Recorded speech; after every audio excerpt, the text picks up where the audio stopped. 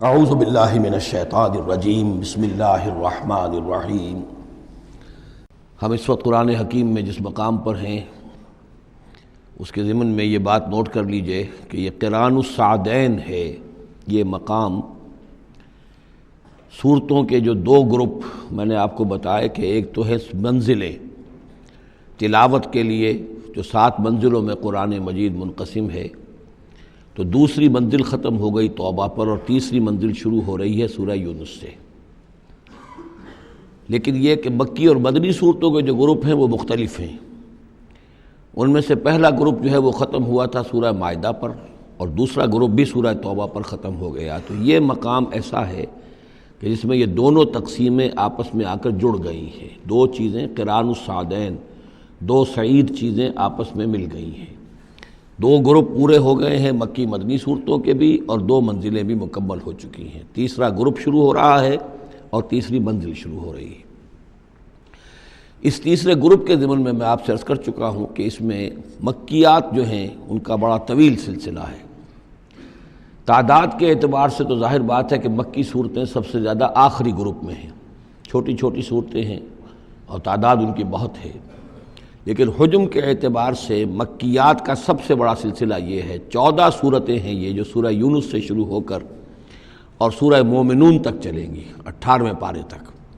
7 پارے تقریباً ہیں جو مسلسل مکیات پر مشتمل ہیں، اگرچہ بعض حضرات کے نزدیک اس میں کچھ اختلاف ہے تھوڑا سا سورہ حجر کے بارے میں اور پھر یہ کہ سورہ حج کے بارے میں، لیکن جو بھی غور و فکر کے بعد جو رائے میری بنی ہے، مجھے انہی حضرات سے اتفاق ہے جن کے نزدیک یہ تمام صورتیں سورہ یونس، سورہ ہود، سورہ یوسف، سورہ رعد، سورہ ابراہیم، سورہ حجر، سورہ نحل، سورہ بنی اسرائیل، سورہ کہف، سورہ مریم، سورہ طٰہٰ، سورہ انبیاء، سورہ حج، سورہ مومنون، 14 صورتیں جو ہیں یہ مکی ہیں۔ تو یوں سمجھیے کہ قرآن حکیم میں سب سے پہلے تو تقریباً 6.25 پارے پر پھیلا ہوا سب سے بڑا گروپ تھا کہ جو مدنی صورتوں کا تھا۔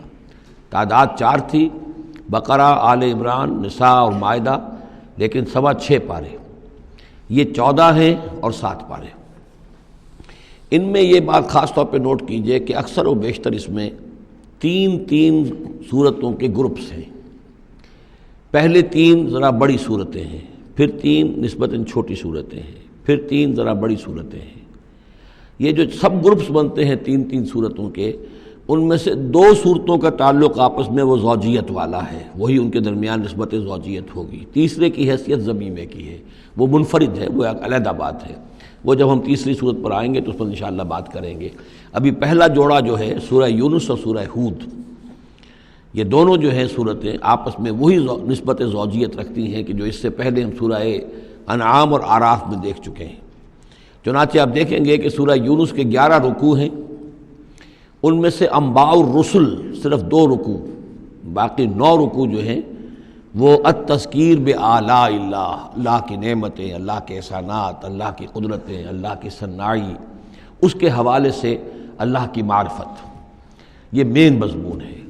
اور سورہ ہود کے 10 رکوعوں میں سے 6 رکوع ہیں بلکہ اس سے زائد 6.5 کے قریب کہ جو انباء الرسل پر مشتمل ہیں، باقی 4 سے کم ہیں کہ جو دوسرے مضامین جو ہیں، جو بھی رد و قضا ہے کفار کے ساتھ، یا اس کے اندر ظاہر بات ہے کہ التذکیر بآلاء اللہ کا مضمون بھی آ جائے گا، لیکن غالب حصہ جو ہے التذکیر بایام اللہ، اللہ کے وہ بڑے بڑے دن جن میں کہ قوموں کی ہلاکت کے فیصلے صادر ہوئے۔